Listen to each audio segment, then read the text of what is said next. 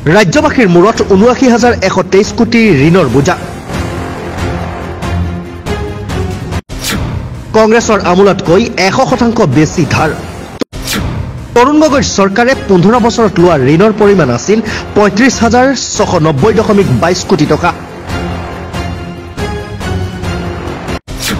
কিন্তু সোণোৱাল চৰকাৰে ৪.৫ বছৰত ল'লে ৪৩,৪৩২.৪২ কোটি টকা।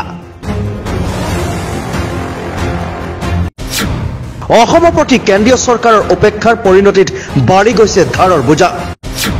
উন্নয়নৰ নামত বিভিন্ন বিত্তীয় প্ৰতিষ্ঠানৰ পৰা বিশাল পৰিমাণৰ ধন লৈ হিতাধিকাৰী আঁচনি ৰূপায়ণ। ভাষণৰ জৰিয়তে অসম প্ৰেমৰ ফুলজাৰি মাৰি অহা কেন্দ্ৰৰ নৰেন্দ্ৰ মোদী চৰকাৰৰ চূড়ান্ত অৱহেলাৰ বাবে ধাৰৰ বোজাত পোত গৈছে অসম।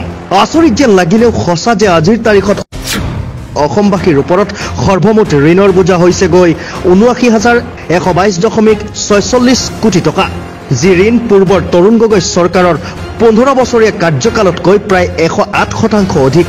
কংগ্ৰেছ চৰকাৰে বিগত ১৫টা বছৰত লোৱা সৰ্বমুঠ ঋণ ৩৫,৬৯০.২২ কোটি টকাৰ বিপৰীতে বৰ্তমান সোণোৱাল চৰকাৰৰ মাত্ৰ ৪.৫টা বছৰত ৪৩,৪৩২.৪২ কোটি টকা ঋণ ল'ব লগা হোৱা ঘটনাই সকলোৰে চকু কপালত তুলিছে। মন কৰিবলগীয়া যে সোণোৱাল চৰকাৰখনৰ শেষৰ ২টা বছৰতে একমাত্ৰ নাবাৰ্ডৰ পৰাই লোৱা ঋণৰ পৰিমাণ হৈছে গৈ ৭,৩০১.৮৬ কোটি টকা।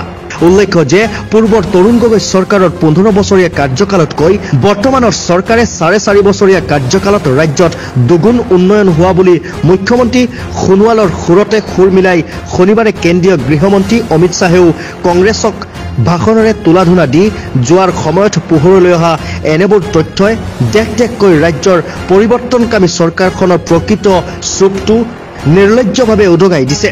প্ৰতিটো ভাষণতে সঘনাই প্ৰধানমন্ত্ৰী নৰেন্দ্ৰ মোদীৰ গুণগান জাহিৰ কৰি অহা মুখ্যমন্ত্ৰী সোণোৱালে তেওঁৰ কাৰ্যকালত কেন্দ্ৰৰ বিজেপি চৰকাৰে যে অসমৰ আৰ্থিক উন্নয়নত কোনো ধৰণৰ গুৰুত্ব আৰোপ কৰা নাই, সেই কথা বুজিবলৈ ঋণৰ বোজা বৃদ্ধিয়ে যথেষ্ট। কেন্দ্ৰৰ চূড়ান্ত হেমাহিৰ বাবেই প্ৰাপ্য আৰ্থিক সাহায্যৰ পৰা আজি পৰ্যন্ত বঞ্চিত হ'ব লগা হৈছে অসম, যাৰ বাবে অসমে কঢ়িয়াবলগীয়া হৈছে বৃহৎ পৰিমাণৰ ঋণৰ বোজা।